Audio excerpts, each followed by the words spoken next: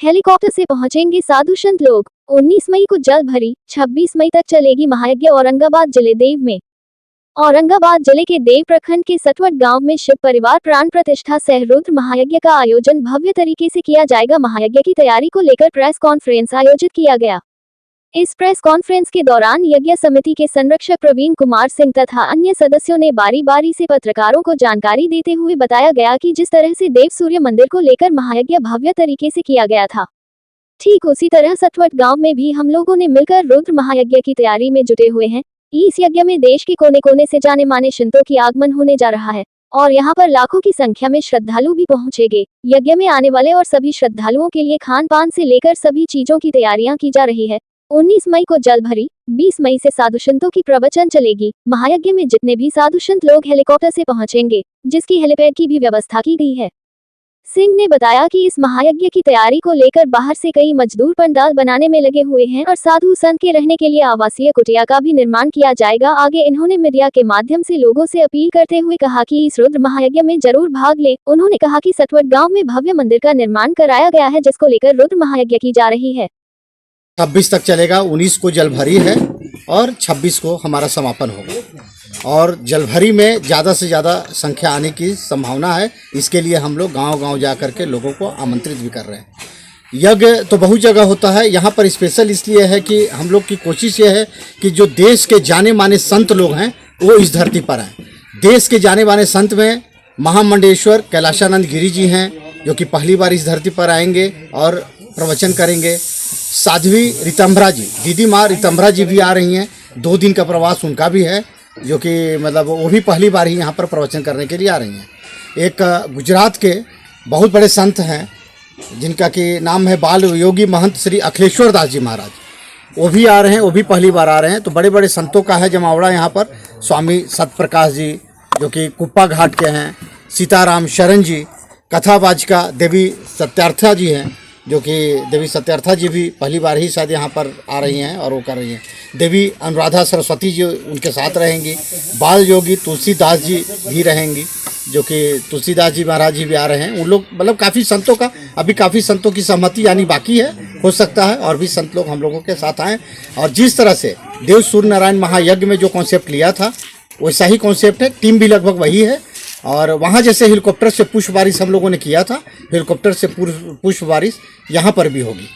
और जो संत कैलाशानंद गिरी जी महाराज हैं वो कानपुर से आएंगे, क्योंकि समय का अभाव था उनके पास, तो हेलीकॉप्टर के ही द्वारा आएंगे और हेलीकॉप्टर के ही द्वारा फिर वापस लखनऊ हो जाएंगे।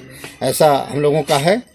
और एक और चीज़, अच्छा चीज़ है कि जो मंदिर है, जो सामने पीछे बैकग्राउंड में मंदिर दिख रहा होगा आपको, ये मंदिर सावन महीने में मतलब उद्घाटन हुआ और आज 10वें महीना में तैयार होकर के यज्ञ के लिए तैयार है। ये भी एक बहुत अचीवमेंट है, बिग अचीवमेंट है। इसमें गांव वालों को बहुत बड़ा सहयोग रहा है, जिसके कारण इतनी जल्दी ये सब योगदान हुआ है। बहुत बहुत धन्यवाद। खटका शैली का मंदिर है, जो खटका शैली के मंदिर का विशेष महत्व माना गया है। ये ऊर्जावान होता है। ऐसे तो मंदिर जितना भी होता है गुंबज ऊर्जावान ही होता है। खटका शैली के मंदिरों में कई मंदिरों का गुंबज बना हुआ होता है और उसके कारण आकाशीय ग्रहों का ऊर्जा लेने का क्षमता होता है। मंदिर में जितना मंत्र बोला जाता है, मंत्रों के द्वारा ही पूरा सृष्टि, जैसे हमारे देवता जितने भी हैं मंत्र के अधीन है। एक वेदों में मंत्र आया है, देवाधीनं जगत सर्वे मंत्राधीनं तु देवता ते मंत्रा ब्राह्मणाधीना अस्तु ब्राह्मण देवता। कहीं कहीं सवाल भी उठ जाता है, जैसे काशी के ही विद्वानों को क्यों लाया गया है यहाँ पर? यहाँ भी तो ब्राह्मण लोग हैं, इधर भी मंत्र बोल सकते हैं, लेकिन सही मंत्र का उच्चारण जो काशी का है। पूरी सृष्टि ब्रह्मांड जो है देवताओं के अधीन है और देवता मंत्र के अधीन होते हैं और मंत्र ब्रह्मणत्व के पास होता है। इसलिए उचित विद्वानों को, प्रकांड विद्वानों को लाया गया है और इस ऊर्जा के माध्यम से यहाँ पर सारे आकाशीय ग्रह उपस्थित, तो जितने लोग होंगे यहाँ पर उस वेव को सारे लोग ग्रहण कर सकें। और मंदिर का गुंबज बनता ही है। विशेष खटका शैली के मंदिरों का प्रायः विलुप्त होते जा रहा है। ये सब बहुत प्राचीन वैदिक कालों में हुआ करता था। ये सब मंदिर अब इधर नहीं रह रहा है, इसीलिए बाहर से कारीगर, मंदिर तो बनाने वाले यहाँ भी हैं, तो हम जानते महाराष्ट्र के कुछ ऐसे कारीगर थे, उनको लाया गया।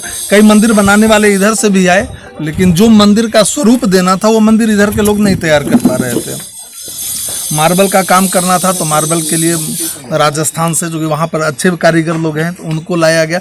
जल्दी में काम करना भी है और ये क्षेत्र वैसे भी ऊर्जावान है। हमारा ये जो क्षेत्र है आपके शून्य के खोज करने वाले आप जिनको बोलते हैं आर्यभट्ट का शोधशाला रहा है, जो देव क्षेत्र है, जैसा कि इंद्रवन बोल रहे हैं। हम लोग जिस टापू पे रहते हैं इस टापू का नाम है जम्मू द्वीप, और जम्मू द्वीप में 3 ऐसे क्षेत्र हैं जहां सूर्य का डायरेक्ट रे लिया जाता था। उसका नाम पहले जैसे आज राज्य का नाम होता है बिहार झारखंड, वैसे पहले वनों पे होता था, जंगलों पे होता था, अरण्य पे होता था। तो जम्मू द्वीप में 3 ऐसे वन हैं, इंद्रवन, मित्रवन और मुंडीर वन, और ये 3 जगहों पर विशेष सूर्य की उपासना की जाती है। ज्योतिषीय दृष्टिकोण से भी ये साइंस दृष्टिकोण से भी शोधशाला होता था। इंद्रवन में देवराजू अवस्थित है, मित्र वन में कोणार्क का जो सूर्य मंदिर है, और मुंडीर वन जो है वो हमारे बंटवारा के बाद पाकिस्तान के चंद्रभागा नदी के तट पे था, पाकिस्तान में चला गया। और पूजित ब्रह्मांड में प्राचीन सूर्य मंदिर एक देव ही बच रहा है, बाकी सभी जगह कोणार्क में भी मंदिर है, मूर्तियां नहीं है, वहाँ पूजा नहीं है। कोणार्क वो जो यहाँ का पेशावर का है पाकिस्तान का, वो तो बिल्कुल ही समाप्त। तो अगर ब्रह्मांड का ऊर्जा कहीं से भी देना है, हमको सृष्टि में कोई भी ताकत देना है अपने देश के दुश्मनों को दबाने के लिए, हमारे जो बुराई शक्तियां हैं दबाने के लिए, तो भगवान सूर्य के शरण में जाना पड़ेगा। और पूजित सूर्य मंदिर एक ब्रह्मांड में यही बच रहा है।